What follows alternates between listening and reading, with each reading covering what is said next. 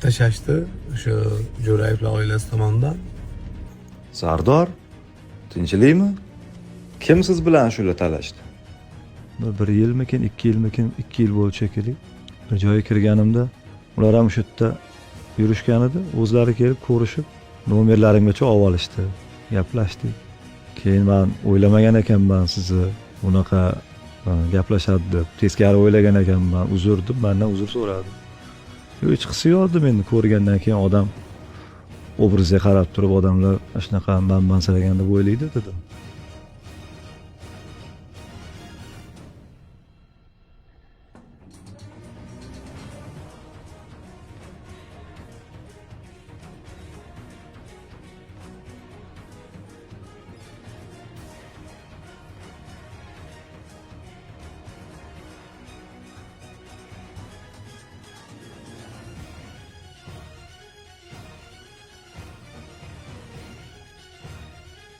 Konsertga 1-2 kun qolganda o'zgarishlar bo'lgani haqida eshitdik. Qanaqa o'zgarishlar bo'ldi? Karvon ko'rdim, tuyalari bo'zlab kelarishib, olib tashladik, keyin qo'shdik. Nega olib tashladingiz? Jo'rayevlar tomonidan qarshilik bo'ldi.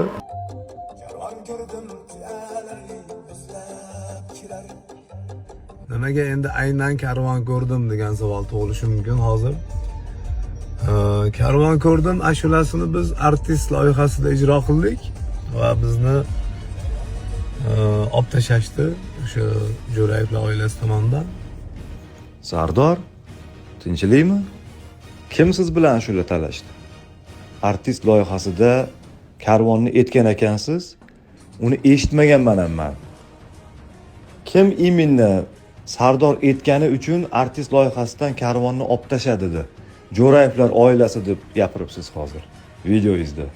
Kim iminni olib tashlab ekan? Jo'rayevlar oilasiga men kiraman, meni ukam kiradi, meni 3 ta singlim kiradi, onam kiradi. Kim gapirgan ekan? Jo'rayevlar tomonidan oldirib yuborildi deyildi hozir videoda. Qani bir gapga javob qilingchi, kim oldirib yuborgan ekan? Iminni Sardor Mamadaliyev karvon ko'rdimni etdi artist loyihasida deb Jo'rayevlar oilasidan kim oldirib yubordi?